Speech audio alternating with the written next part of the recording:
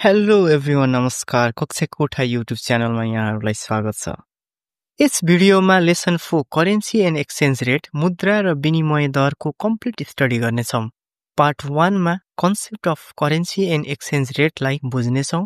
Part 2 मा च्याप्टरको सबै question प्याटर्न्सहरूलाई हेर्नेछौँ। पार्ट 3 मा बुकको एक्सरसाइजलाई सोल्भ गर्नेछौँ र पार्ट 4 मा पास्ट एससी 2080-2024 को क्वेसनलाई सोल्भ गर्नेछौँ। Part 1 concept, what is currency or मुद्रा भन्दा चाहिँ the system of money that is used within a particular country or reason.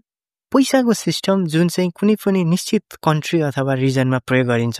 जस्तै नेपाली रुपिज चाहिँ नेपाल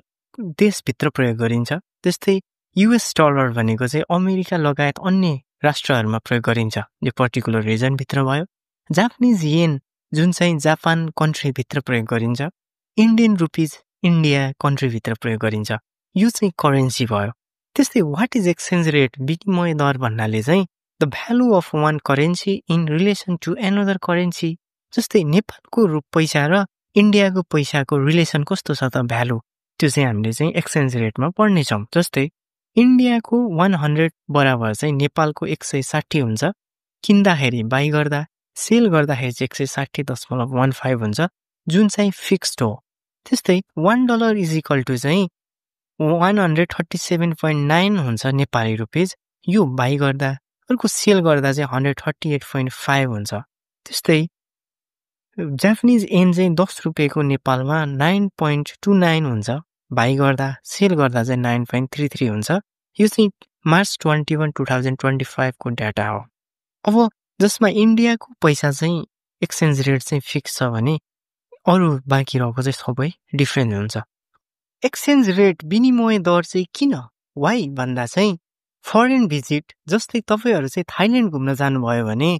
थाइल्यान्डमा चाहिँ नेपालको पैसा चल्दैन। त्यसैले चाहिँ नेपालको पैसा चाहिँ थाइल्यान्डको पैसासँग चाहिँ कन्भर्ट गर्नु पर्यो, होइन? त्यस्तै फरेन जब, तपाईँहरू क्यानाडामा जब गर्न जानुभयो, पैसा क्यानाडामै कमाउनु भयो, तर नेपालको फ्यामिलीले पाउनको लागि त नेपाली रुपिज चाहियो नि त, क्यानाडाबाट नेपालको रुपिजमा कन्भर्जन चाहियो। त्यस्तै एब्रोड एजुकेसन, तपाईँहरू अस्ट्रेलिया पढ्न जानुभयो भने तपाईँहरूले पढ्ने फी चाहिँ नेपाली रुपिजबाट चाहिँ अस्ट्रेलियनमा कन्भर्ट गर्नु पर्यो। त्यस्तै ट्रेडिङ गुड्स, नेपालमा चाहिँ केही पनि बनिरहेको हुँदैन, त्यो सबै सामानहरू चाहिँ इन्डियाबाट ल्याउनको लागि हामीले चाहिँ नेपाली पैसालाई इन्डियनमा कन्भर्ट गर्नुपर्छ। यसको लागि चाहिँ हामीलाई एक्सचेन्ज रेट, विनिमय दर इम्पोर्टेन्ट हुन्छ। अब यो एक्सचेन्ज रेटलाई चाहिँ कन्ट्रोल गर्ने काम चाहिँ नेपाल राष्ट्र ब्याङ्कले गर्छ, जसमा चाहिँ इन्डियन रुपिज एक्सचेन्ज रेट चाहिँ फिक्स छ र अरू चाहिँ टोटली भ्यारिएबल हुन्छ। इन्डियन बाहेकको चाहिँ सबै हरेक दिन चेन्ज भइरहेको हुन्छ। एक्सचेन्ज रेटको डाटा हेर्दाखेरि हामीसँग दुईवटा रेट हुने रहेछ, बाइङ रेट र सेलिङ रेट। त्यसैले एक्सरसाइजहरूलाई सोल्भ गर्दाखेरि हामीलाई बाइङ रेट र सेलिङ रेट बुझ्न आवश्यक छ। लेट सपोज पेन चाहिँ एउटा सपले चाहिँ फ्याक्ट्रीबाट किन्ने भयो, 5 रुपियाँमा किन्यो,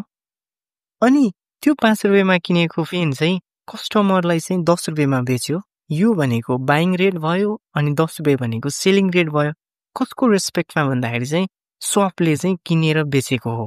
तर हामीले हेर्दाखेरि चाहिँ 10 रुपियाँमा किन्दा हामीले त 10 रुपियाँमा पेन चाहिँ किनिरहेको छौँ नि, हामीले बाइङ गरे हो, तर सपले चाहिँ सेल गरेको। त्यही भएर रेट चाहिँ डिटरमाइन गर्ने चाहिँ सबको काम हो। त्यस्तै पेन is equal to foreign currency, जस्तै डलर, युरो भयो भने नेपाल राष्ट्र ब्याङ्कले चाहिँ एक्सचेन्ज रेटलाई डिटरमाइन गर्ने भयो, जसमा यदि कस्टमर भनेको हामीसँग चाहिँ डलर अथवा फरेन करेन्सी छ भने उसले चाहिँ किन्ने भयो। त्यो किन्दाखेरि चाहिँ फरेन करेन्सी त्यसले लियो, हामीलाई चाहिँ पैसा दियो, अनि नेपाल राष्ट्र ब्याङ्कले चाहिँ किनिरहेको छ नि त, सो उसले चाहिँ बाइङ रेटमा किन्ने भयो। त्यस्तै यदि हामीलाई चाहिँ फरेन करेन्सी चाहिएको छ भने नेपाल राष्ट्र ब्याङ्कबाट फरेन करेन्सी लियौँ, अनि हामीले हेर्दाखेरि त हामीले पैसा दिएर किनिरहेको छौँ, तर एक्चुअली नेपाल राष्ट्र ब्याङ्कले त बेचिरहेको हो नि त। सो त्यो रेट चाहिँ नेपाल राष्ट्र ब्याङ्कको सेन्टरमा भएर सेलिङ प्राइसमा चाहिँ हामीले किन्न पाउने भयौँ। पार्ट 2 मा चाहिँ क्वेसन प्याटर्न्स हेरौँ। 4वटा टोटल क्वेसन प्याटर्न्सहरूमध्ये फर्स्ट प्याटर्न चाहिँ यस्तो छ, नेपाली रुपिज आरएसलाई चाहिँ एक्सचेन्ज गरेर अदर करेन्सिजलाई बनाउने, जसमा चाहिँ सेलिङ रेट चाहिँ प्रयोग गर्छौँ। किन भन्दाखेरि हामीसँग अलरेडी नेपाली रुपिज छ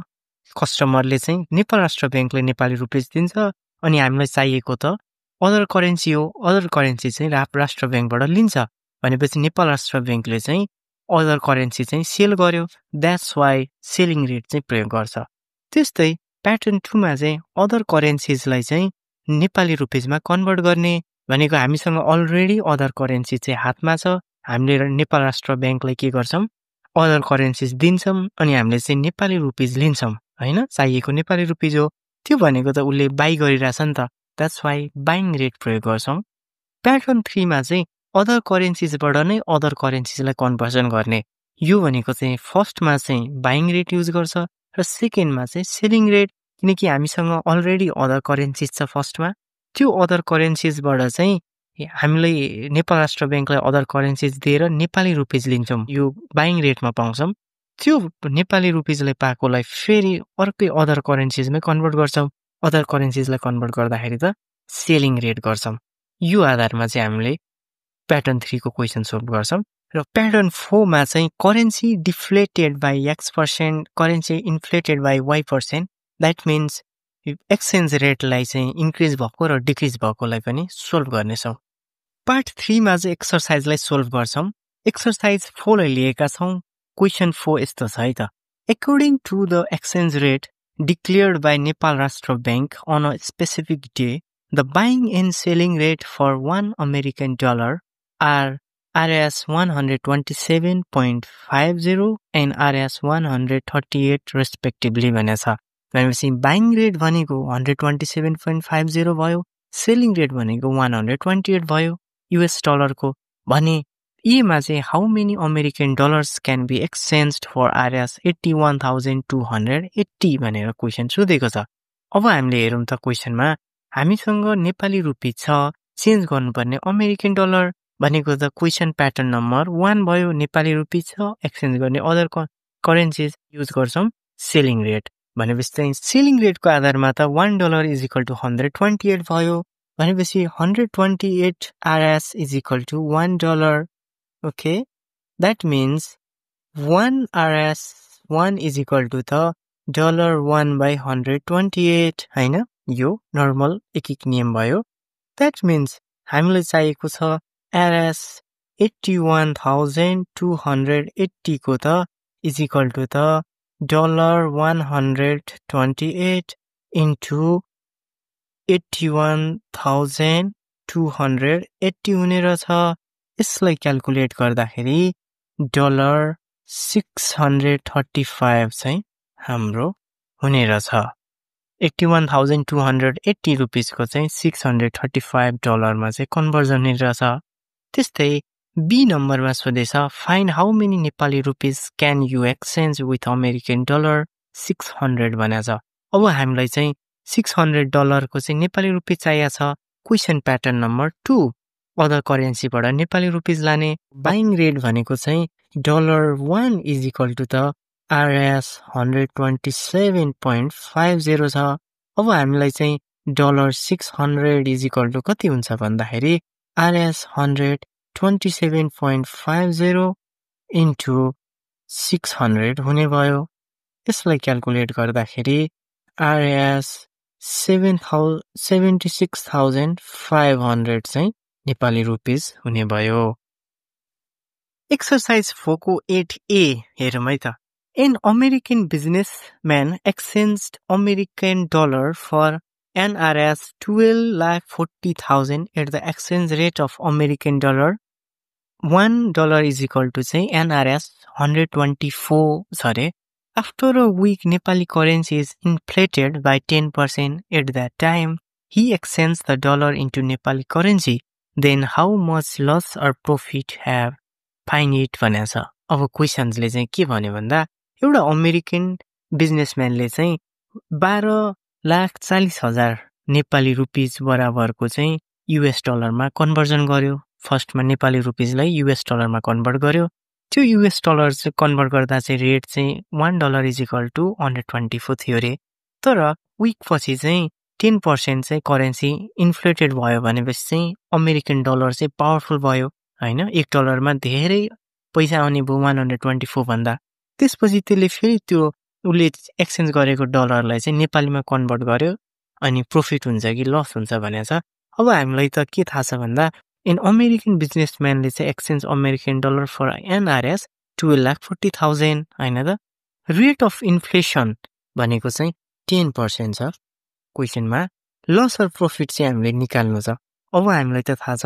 एनआरएस 124 इज इक्वल टु त $1 फर्स्टमा यसलाई अझ सिम्प्लिफाई गरौँ 1 NRS is equal to $1/124 हुन्छ NRS 12,40,000 is equal to $1/124 NRS 12,40,000 हुने भयो यसलाई क्याल्कुलेट गर्दाखेरि हामीसँग $10,000 हुने रहेछ ओके 10,000 चाहिँ उले फर्स्टमा साट्यो त्यसपछि चाहिँ after some time new rate भनेको चाहिँ कति हुने भयो त भन्दाखेरि चाहिँ इन्फ्लेटेड भएको छ इन्फ्लेटेड पछि चाहिँ $1 इज इक्वल टु अब चाहिँ पहिलेको NRS 124 plus 10% of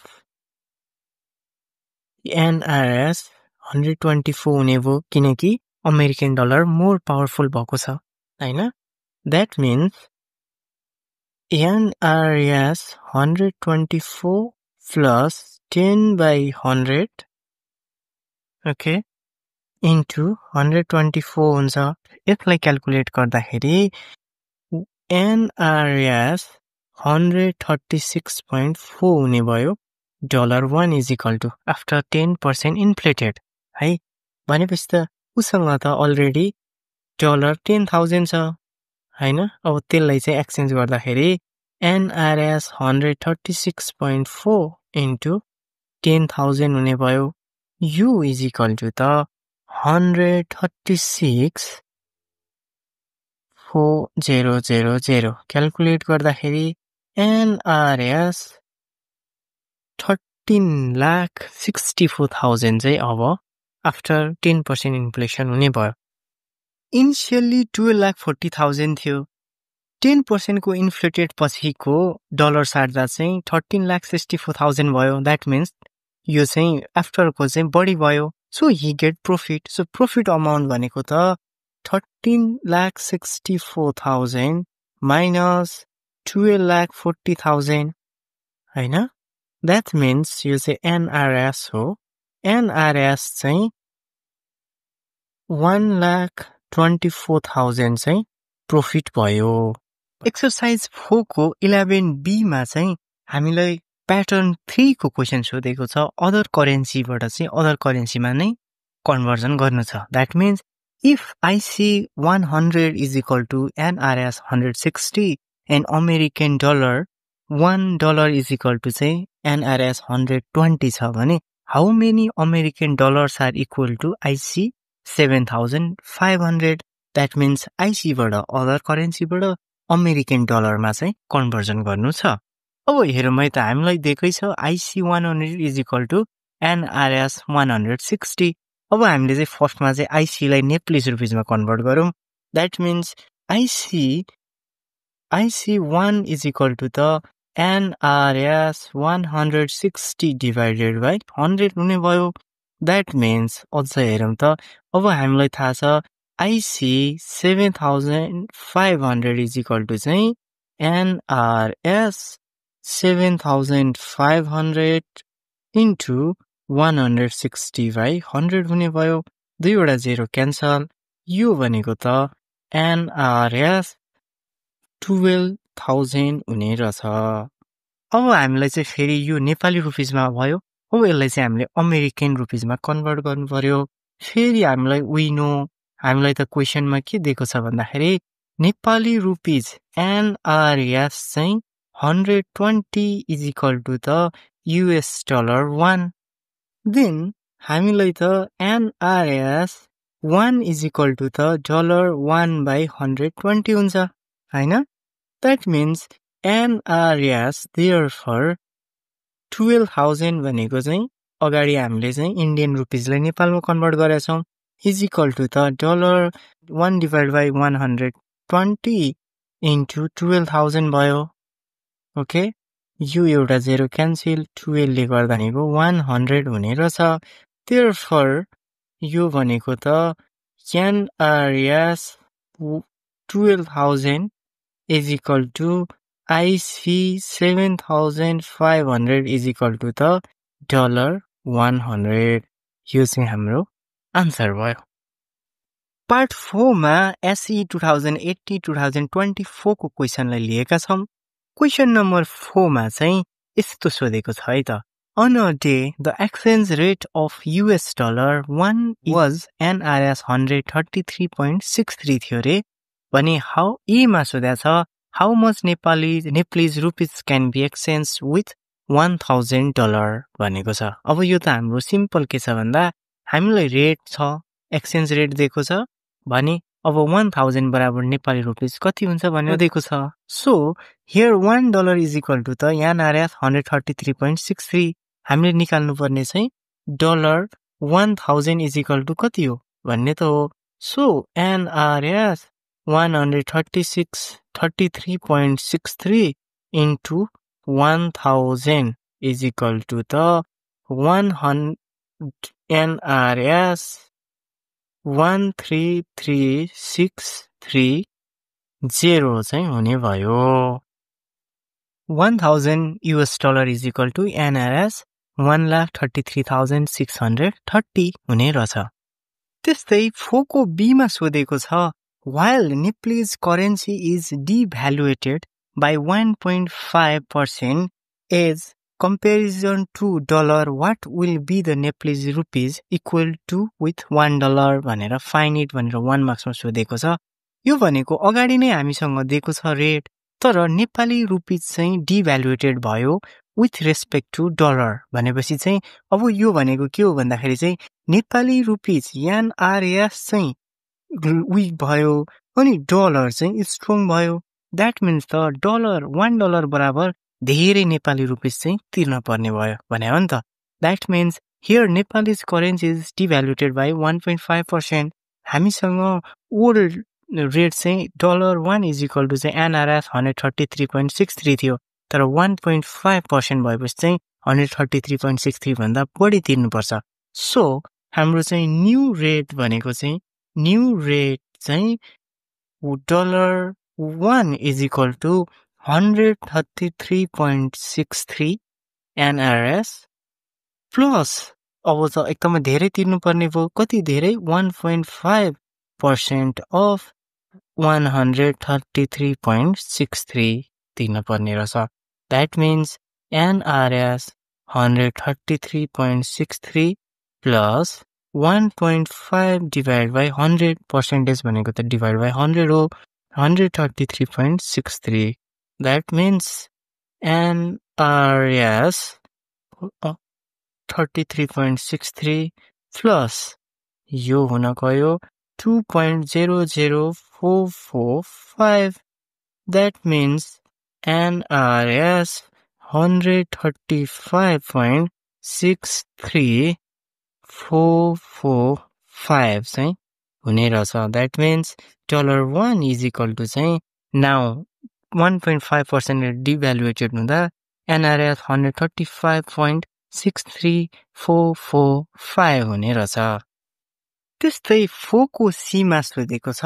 if Nepalese currency is revaluated by 1.5% instead of devaluated of 1.5% what will be the difference in Nepalese rupees while exchanging $1,000 find it भनेको छ अब चाहिँ हामीले अघि B मा चाहिँ devaluated गरेको थियौं तर त्यो devaluated नगरेर चाहिँ instead of devaluated चाहिँ revaluated गर्ने हो भने चाहिँ कति हुन जान्छ त्यो revaluated र devaluated को डिफरेन्स भनेर सोधेको छ अघि चाहिँ US डलर स्ट्रङ भएको थियो devaluated गर्दा नेपाली रुपीज चाहिँ वीक भएको थियो किनकि नेपाली रुपीज डिभ्यालुएट गरेको with respect to US dollar अब चाहिँ रिभ्यालुएटेड गर्यो भने चाहिँ नेपाली रुपीज NRS चाहिँ स्ट्रङ भयो डलर चाहिँ वीक भयो अलिकति 1.5% ले दैट मीन्स $1 मा चाहिँ थोरै नेपाली तिर्दाखेरि पनि आउने भयो ओके अब यसको कन्सेप्टमा हेर्दाखेरि त if Nepali currency is revalued by 1.5% then अब नेपाली रुपिस त अलिक स्ट्रङ भयो नि त द्याट्स वाइ न्यू रेट भनेको त के हुने भयो भन्दा न्यू रेट गर्दाखेरि हामीलाई ओरिजिनल रेट त थाहा छ $1 इज इक्वल टु NRS यो फेरि हेरौँ 133.63 हो 133.63 हो ओरिजिनल तर न्यू रेट चाहिँ अब चाहिँ थोरै पैसा तिर्दाखेरि पनि $1 आउने भयो द्याट मिन्स माइनस कतिले थोरै 1.5% को थोरै अफ 133.63 अब यो चाहिँ माइनस कति बेला गर्ने र प्लस कति गर्ने बेला चाहिँ एकदमै ख्याल गर्नु होला है त then NRS 133.63 minus 1.5 divided by 100 into 133.63 यो त 1.5 को percentage भयो that means NRS 133.63 minus 2.00445 हुने भयो यसलाई माइनस गर्दाखेरि भ्यालु आउँछ 131.6255 आयो यो चाहिँ डिभ्यालुटेड नगरेर रिभ्यालुटेड गर्यो भने चाहिँ रेट $1 इज इक्वल टु 131.6255 आउने रहेछ अब हामीलाई सोधेको चाहिँ $1,000 को चाहिँ डिफरेन्स कति हुन्छ भनेको $1 को रिभ्यालुटेड गर्दा यति 131 हुन्छ भने $1,000 को चाहिँ कति हुन्छ भनेर निकाल्दा 1,000 NRS 1,000 into 131.62555 that means NRS 131,625.55 rupees चाहिँ $1,000 को हुने रहेछ यो चाहिँ रिभ्यालुएटेड गर्दाखेरि त्यस्तै फर 1.5% को डिभ्यालुएटेड को लागि त हामीले B मा निकालेका छौं $1 इज इक्वल टु 135.63445 हुन्छ रे सो $1 इज इक्वल टु चाहिँ NRS 135.63445 हुने भयो देयरफोर 1000 को चाहिँ कति हुन्छ त भनेर निकाल्दा 1000 is equal to NRS 1000 into 135.63445 that means यो 1000 को चाहिँ नेपाली रुपीस चाहिँ कति हुने भयो भन्दाखेरि 135634.45 चाहिँ हुने रहेछ है त अब यसको डिफरेन्स निकाल्नु चाहिँ हामीलाई सोधेको चाहिँ क्वेशन त डिफरेन्स हो therefore difference is equal to त कति हुने भयो भन्दा डिफरेन्स इज इक्वल टु बढी भयो केमा भन्दाखेरि चाहिँ डिभ्यालुएटेड हुँदाखेरि बढी भयो सो NRS 13563.45 भर्खर निकालेका छौं माइनस रिभ्यालुएटेड हुँदाखेरिको चाहिँ छ NRS 131,625.55 that means difference चाहिँ NRS 4008.9 चाहिँ हुने रहेछ यसरी लेसन 4 करेन्सी एन्ड एक्सचेन्ज बाट A मा 1 मार्क्स अनि B मा 1 मार्क्स अनि C मा चाहिँ 2 मार्क्स गरेर इन टोटल 4 मार्क्स चाहिँ प्राप्त गर्न सक्नुहुन्छ thank you for watching this video यदि तपाईहरुको स्टडीमा यो भिडियोले हेल्प पुर्याएको छ भने please share with your friend